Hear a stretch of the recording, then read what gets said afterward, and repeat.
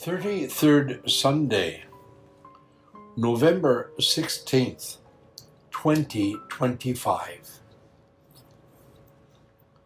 Did you open a newspaper today or hear the news reports on television? What did you learn is happening? Famine and starvation in Sudan. Disaster from Hurricane Melissa in Jamaica. Volcanic eruptions in Sicily. Monsoons and tsunamis in Southeast Asia.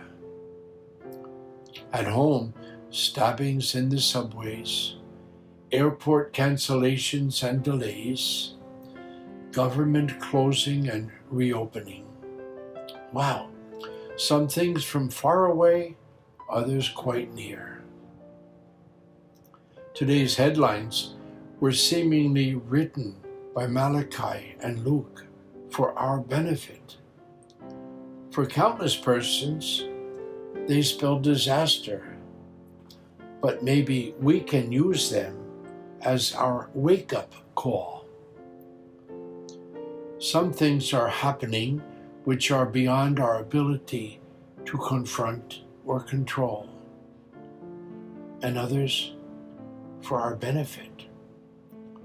The prophet Malachi offers both hope and consolation for those who fear his name. Some comfort and healing will be sent our way. St. Paul provides a remedy for us all.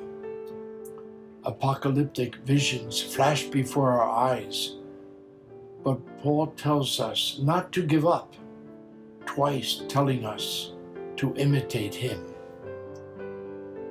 He certainly suffered. How familiar we are with the hardship he endured, including beatings, shipwreck, imprisonment, all for the gospel, Jesus Christ. As the disciples questioned Jesus, when will the disastrous events occur and what signs will appear?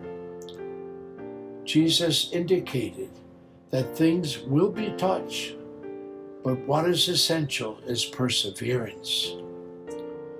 I might ask myself, what sufferings have I been asked to endure? As I revisit the headlines found at the beginning of our reflection, I think I have been doubly blessed. Pope Leo issued his first document in October, an apostolic exhortation entitled "He Loved Us," echoing the teaching of Pope Francis on the responsibility of the Church to address those who are poor, materially, culturally, socially. He says that it is a burning part of the Church's mission. If one thinks that it is only the fantasy of a few, he tells us, go back and reread the gospel. We are going to conclude the Church's year next week with the Feast of Christ the King.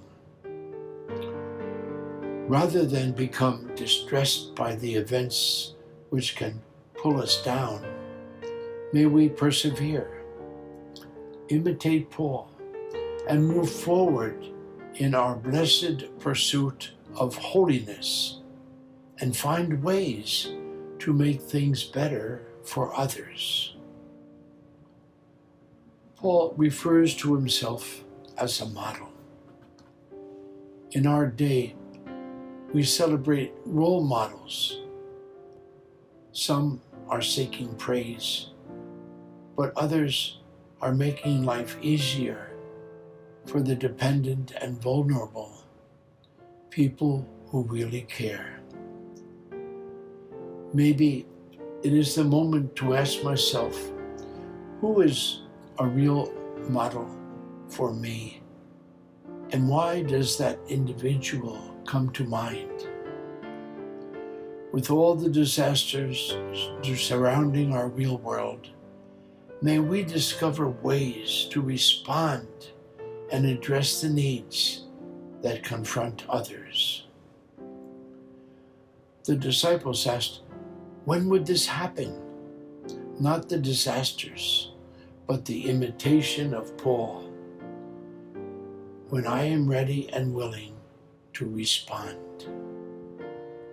Remember the document of Pope Leo. He loved us. God bless you.